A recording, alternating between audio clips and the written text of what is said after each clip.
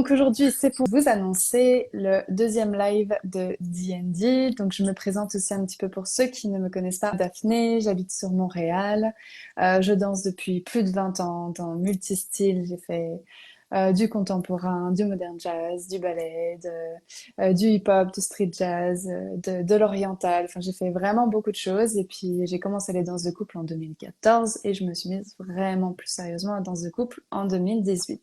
Je vous présente en même temps un petit peu mon concept D&D. Donc c'est un concept sur lequel en fait que j'ai créé parce que j'ai pu voir énormément de problématiques différentes concernant le milieu de la danse, dont moi je me suis aussi posé beaucoup de questions. Et quand personnellement je rencontre des difficultés dans ma vie, j'ai besoin de m'inspirer de d'autres perceptions, d'autres perspectives, d'autres visions. Et donc, je vais souvent vers des podcasts. Donc, j'ai créé D&D dans ce but. Je discutais avec un danseur il y a pas longtemps et qui me disait, qui voulait un petit peu savoir pourquoi j'avais créé D&D, tout ça, etc., qui était très, très pertinent dans ces questions et qui m'a dit, OK, en fait, D&D, c'est comme une banque de données. Et je dis, oui.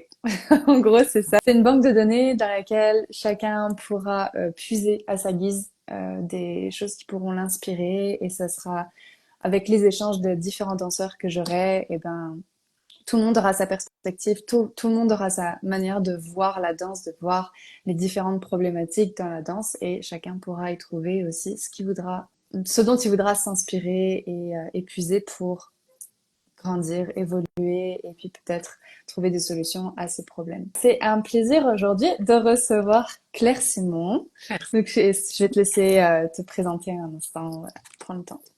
Eh bien, j'ai envie de dire que je me sens heureuse. Je suis déjà quelqu'un d'heureux. C'est vrai, j'aime ma vie en ce moment.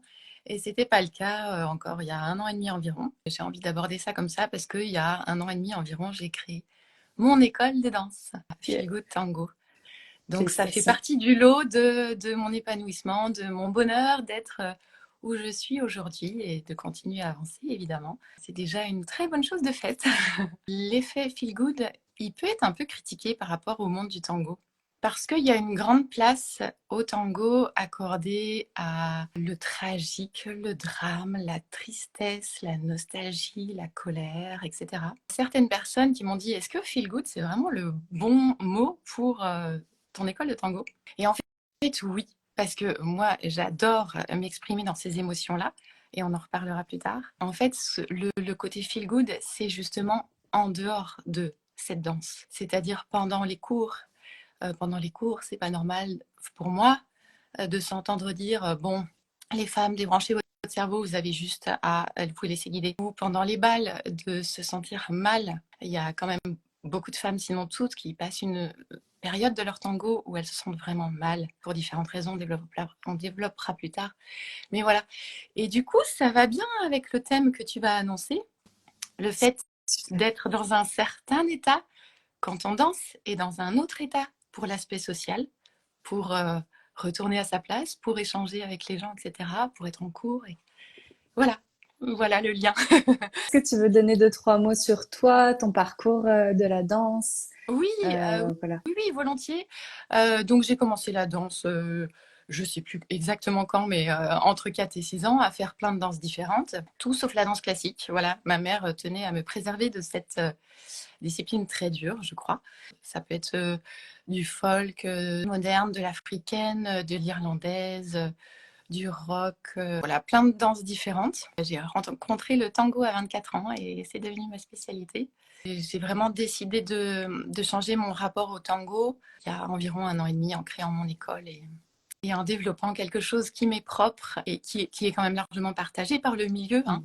Mm. Mais voilà, je suis très heureuse de quand même donner ma patte et donner ma vision du tango parmi les grands choix qu'on a. Comment je suis venue à rencontrer Claire? Suite au premier live, il y a eu pas mal de questionnements qui ont été faits sur effectivement la connexion et surtout de la déconnexion. Cette partie où les gens ont ont peur d'aller dans la connexion parce qu'ils ont peur de ne pas savoir se déconnecter. Donc il y a beaucoup d'appréhension sur ce terrain-là. Le tango est une danse dont il y a beaucoup de représentations. Beaucoup de personnes, du moins, peuvent dire c'est faire l'amour à la verticale, c'est intense, c'est fort au niveau de la connexion. Donc je me suis dit ok, je vais aller, j'aimerais bien chercher pour ce live-là des personnes dans le tango. Je m'étais dirigée au départ vers une personne qui est à la fois danseuse de tango et à la fois psychologue pour avoir son côté expertise. Et cette personne-là m'a renvoyée vers Claire, qui du coup a aussi une approche énormément riche sur l'aspect aussi psychologique, sur l'aspect voilà du tango, de la connexion. Tu as exploré énormément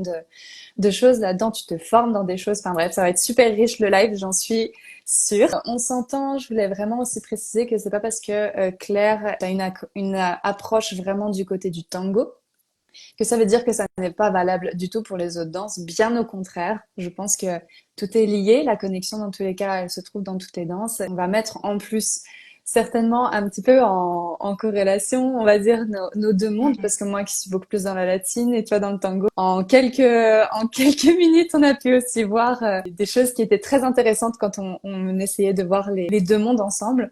Donc c'était très très riche. Je sais pas si tu voulais rajouter quelque chose là-dessus. Ah oui, je me réjouis des ponts qu'on peut faire entre nos deux milieux.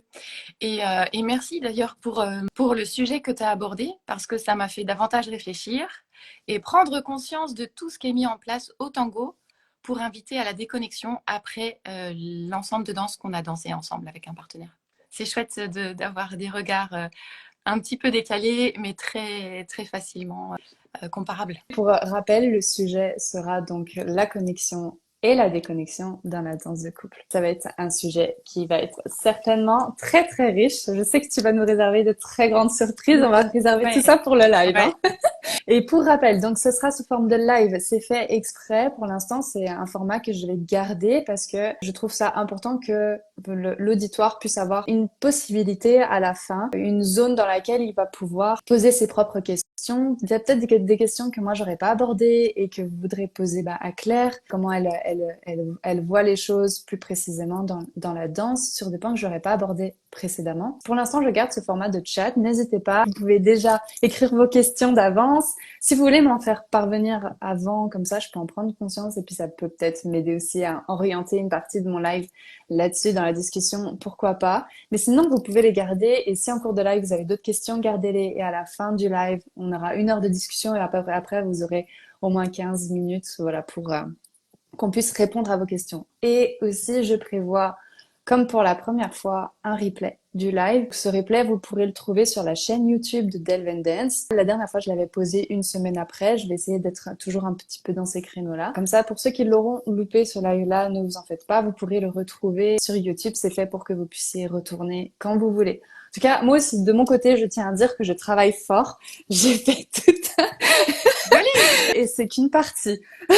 J'ai pas encore travaillé les parties des connexions. Ouais, ça va être très très riche. Donc voilà, merci encore en tout cas à toi Claire, merci d'être là, merci à tous et on se donne rendez-vous du coup. Le samedi 22 juin, c'est moyen mémotechnique, c'est le lendemain de la fête de la musique. J'espère qu'elle a lieu aussi au Canada. Oui, la fête de la musique. Bonne question, je sais pas. C'est une bonne question, on va laisser les Canadiennes répondre à ça. Ok, donc samedi 22 juin à 18h heure française, à midi heure canadienne. Voilà. Yes. Et ça sera sur Instagram. Et pour information aussi, là, cette annonce-là a été faite sur mon compte Daphné D&D, enfin It's Daphné. Mais mon prochain live, je vais le faire à partir de maintenant sur Delve & Dance parce que je commence à avoir des abonnés que je ne connais pas du tout et qui sont intéressés par juste Delve & Dance. Donc, je vais basculer à partir du prochain live sur ce compte-là. Donc, pour ceux qui voudront me suivre et suivre ce live, n'hésitez pas à basculer et à suivre l'autre page Instagram que j'ai créée. Vous pourrez voir ça en story, elle passe régulièrement. Voilà. En tout cas, merci à tous. Merci à toi Claire d'avoir pris ce temps aujourd'hui. Merci aussi. Daphné, merci beaucoup. Et à bientôt, j'ai hâte. Très vite. Oui, moi aussi. Bye. Salut.